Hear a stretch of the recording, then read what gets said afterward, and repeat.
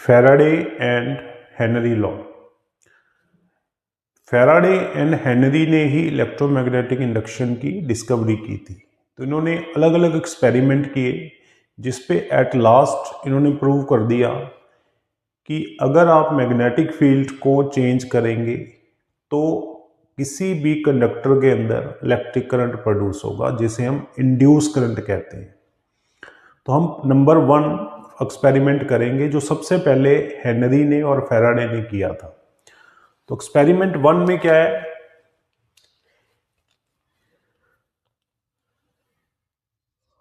Experiment 1 यहां पे उन्होंने एक कॉइल ली, उस कॉइल को एक गैल्वेनोमीटर के साथ लगाया।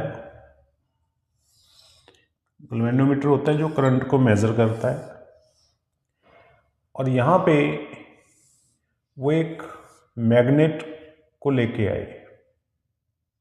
ये कोई भी कॉइल है बेटा,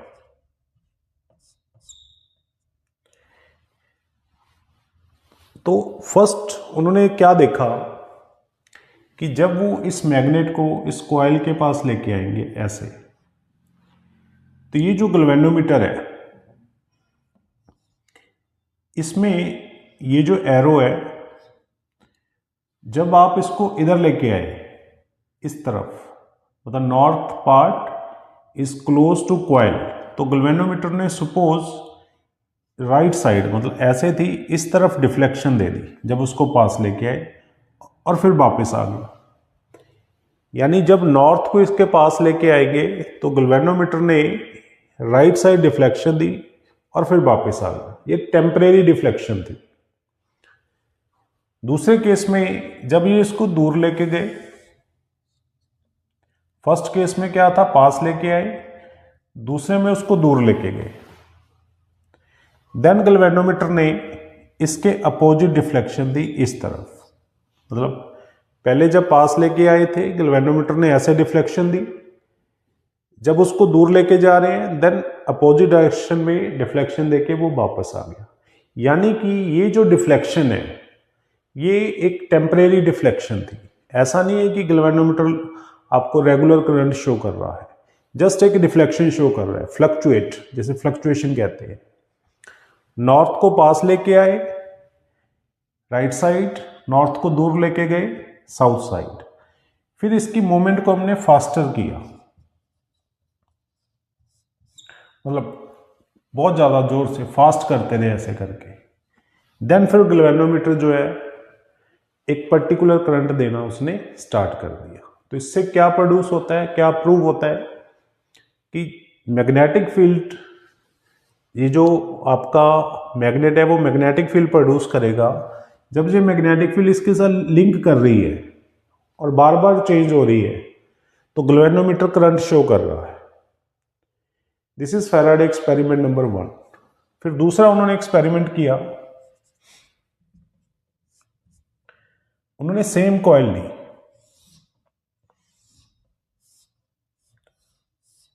उसके साथ गैल्वेनोमीटर लगाया। अब दूसरे केस में इन्होंने मैग्नेट की जगह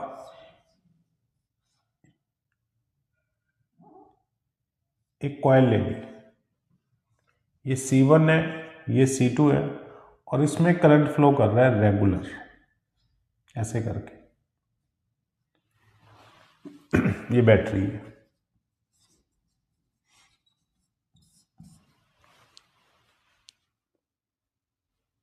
इसमें कोई की नहीं है, जस्ट करंट रेगुलर फ्लो कर रहा है। अब इसमें भी उसने क्या किया कि क्योंकि इसमें एंटी क्लॉकवाइज करंट है, तो बेटा जब ये इस साइड को लेके आओगे तो नॉर्थ लगेगा आपको, ये नॉर्थ प्रोड्यूस कर रहा है। यानी ये कॉइल है, इसके इस साइड नॉर्थ है, परली साइड साउथ है। तो जब इसको इसके पास लेके आए हम, इस कॉइल को जब यहां इसके पास लेके आए, तो गैल्वेनोमीटर ने फिर से क्या दिया, डिफ्लेक्शन दिया राइट साइड, और फिर वापस आ गया। जब पीछे लेके गए देन गैल्वेनोमीटर ने फिर लेफ्ट साइड दिया, फिर वापस आ गया। फिर आगे लेके आए, डिफ्लेक्शन दिया, वापस आ गया। पीछे लेके गए, डिफ्लेक्शन दिया, वापस आ गया। फिर फास्ट किया इसको तो गैल्वेनोमीटर लगातार हमें करंट शो कर रहा है कि इसके अंदर करंट फ्लो कर रहा है। तो अगेन ये वाली चीज एक्सपेरिमेंट 1 और 2 सेम चीज है। यहां पे हमने एक नेचुरल मैग्नेट लिया, आर्टिफिशियल मैग्नेट लिया जिसे बार मैग्नेट कहते हैं, इसमें हमने करंट कैरिंग कंडक्टर लिया। यानी चाहे तो मैग्नेट है चाहे इलेक्ट्रोमैग्नेट है, जो इलेक्ट्रिसिटी से प्रोड्यूस हुआ, दोनों ने सेम इफेक्ट शो किया इस कॉइल के ऊपर। तीसरा एक्सपेरिमेंट,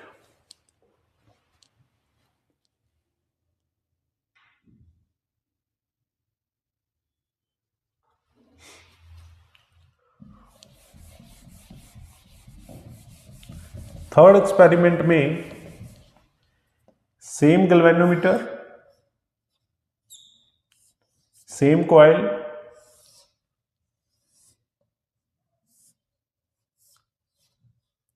अब यहां पे हमने एक की लगा दी, मतलब यही एक्सपेरिमेंट है, बस यहां पे की लगा दी। अब ये फिक्स है, ये भी फिक्स है, यहां पे ये फिक्स ही था तीनों केसेस में, बट ये मूव कर रहा था ऐसे, ये मूवेबल था। ठीक है, तो अब हम क्या कर रही है, सेम एक्सपेरिमेंट यहां लेके आए हैं, फर्क सिर्फ इतना है कि इसको फिक्स कर दिया हमने और यहां पे एक टैपिंग की लगा दी हमने। टैपिंग की मतलब जिसको ऑन ऑफ कर सकते हो, ऐसे करके चलती है जी। अब जब इसको हमने प्रेस किया नीचे की तरफ तो इसमें करंट फ्लो हुआ, इससे मैग्नेटिक फील्ड निकली, इससे टच की, गैल्वेनोमीटर ने फिर से डिफ्लेक्शन दी राइट साइड। अब टच करके रखा, रेगुलर करंट फ्लो हो रहा है लेकिन इसमें कोई चेंज नहीं हो रहा, गैल्वेनोमीटर फिर वापस आ गया। मतलब जैसे ही प्रेस किया गैल्वेनोमीटर ने डिफ्लेक्शन दी और वापस आ गया। अब जब टैपिंग की को छोड़ा हमने, इसका करंट वापस आया, डिक्रीज हुआ, तो इससे भी मैग्नेटिक फील्ड डिक्रीज हुई, तो गैल्वेनोमीटर फिर से डिफ्लेक्शन दे रहा है लेफ्ट साइड। मैं फिर से बता रहा हूं, इसको प्रेस किया, इसमें करंट फ्लो किया, करंट से मैग्नेटिक फील्ड लिंक की, लिंक होने से गैल्वेनोमीटर ने डिफ्लेक्शन दी, फिर वापस आ गया। जब हमने इसको छोड़ा, टैपिंग की को वापस ऑन ऑफ किया, इसमें से करंट वापस हुआ, मैग्नेटिक फील्ड वापस गई, गैल्वेनोमीटर ने फिर डिफ्लेक्शन दी, ये वापस आ गया। तो इससे हमें क्या पता लगता है कि मैग्नेटिक फील्ड की, जब मैग्नेट के, जब जो सोर्स है मैग्नेट और जो इलेक्ट्रोमैग्नेट के मोशन से कोई फर्क नहीं पड़ता। ऐसा नहीं है कि मैग्नेट को मूव करवाओ या करंट कैरिंग कॉइल को मूव करवाओ, यहां तो हमने मूव नहीं करवाया ना, तो फर्क किससे पड़ता है? इलेक्ट्रिक करंट कैसे प्रोड्यूस होता है? मैग्नेटिक फ्लक्स के चेंज होने से। If magnetic flux change in a coil then induce current is produce, it is called electromagnetic induction. तो मेन पॉइंट तीनों एक्सपेरिमेंट से ये आई है। क्या समझ आया हमें कि इससे निकलने वाली जो मैग्नेटिक फील्ड है, जो इस कॉइल के एरिया से टच हो रही है और यहां पे फ्लक्स जनरेट कर रही है BA, अगर वो टाइम के साथ चेंज हो रही है, क्योंकि आप इसको ऑन ऑफ करते रहो, मैग्नेटिक फील्ड आती रहेगी जाती रहेगी, आती रहेगी जाती रहेगी, फ्लक्स चेंज होगा टाइम के साथ, देन इसके अंदर एक रेगुलर करंट फ्लो करेगा। सेम चीज इसमें थी कि इसकी मूवमेंट आप बार बार फास्ट कर रहे थे, तो इसकी मूवमेंट से कोई फर्क नहीं पड़ रहा। इस मूवमेंट से जो इसकी मैग्नेटिक फील्ड इसके एरिया से टच कर रही है और जहां जो फ्लक्स जनरेट कर रही है, वो फ्लक्स टाइम के साथ कितना चेंज हो रहा है, उससे इसमें जो करंट आ रहा है, जिसे इंड्यूस करंट कहते हैं, उस पर इफेक्ट पड़ेगा। So this is the main conclusion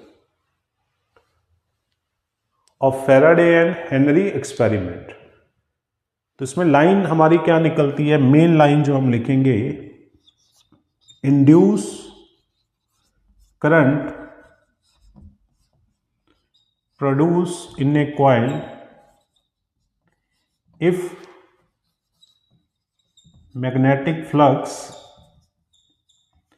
continuously change with respect to time. ये हमारा मेन पॉइंट है। This is the main reason of production of electromagnetic induction. देखिए इसको,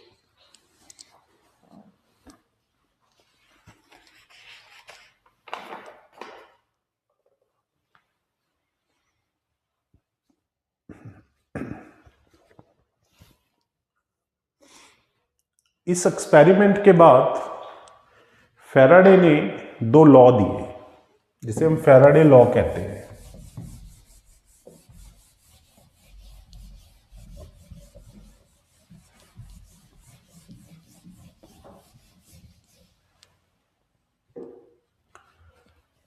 number 1 is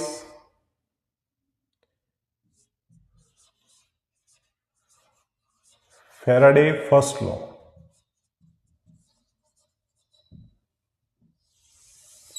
Faraday first law ने क्या कहा, इंड्यूस ईएमएफ और current, EMF होता है वोल्टेज, इंड्यूस वोल्टेज और induce current produce in a coil if magnetic flux continuously change with respect to time. तो ये उसने लॉ बना दिया कि अगर फ्लक्स कंटिन्यूसली चेंज हो रही है किसी कॉइल के साथ, तो उस कॉइल के अंदर एक इंड्यूस करंट प्रोड्यूस होगा। तो हम क्या कहेंगे, जो लाइन पहले लिखी थी,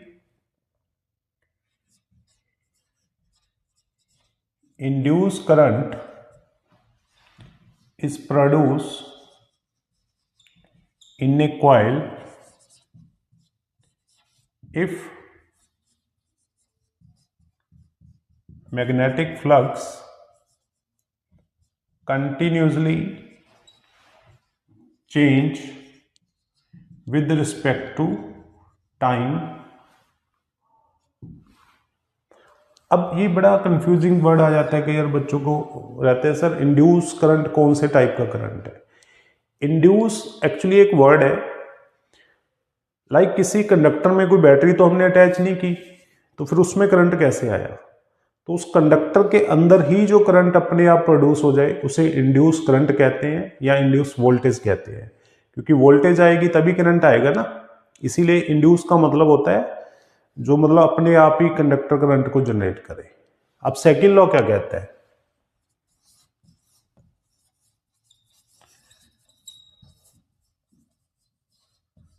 फैराडे सेकंड लॉ। तो उसी एक्सपेरिमेंट को यहां पे लिखता हूं मैं, जो पहले लिखे थे हमने। ये हमारा है गैल्वेनोमीटर, इसके पास हम नॉर्थ लेके आए थे। तो जब नॉर्थ आएगा तो अपनी फील्ड इसको देगा, ठीक है, तो इसमें करंट प्रोड्यूस होगा। तो ये जो करंट प्रोड्यूस होगा वो क्यों प्रोड्यूस होगा, हमें पता है करंट इलेक्ट्रिसिटी में पड़ा हुआ है। According to Ohm's law current तभी प्रोड्यूस होता है जब उसके अंदर वोल्टेज आए।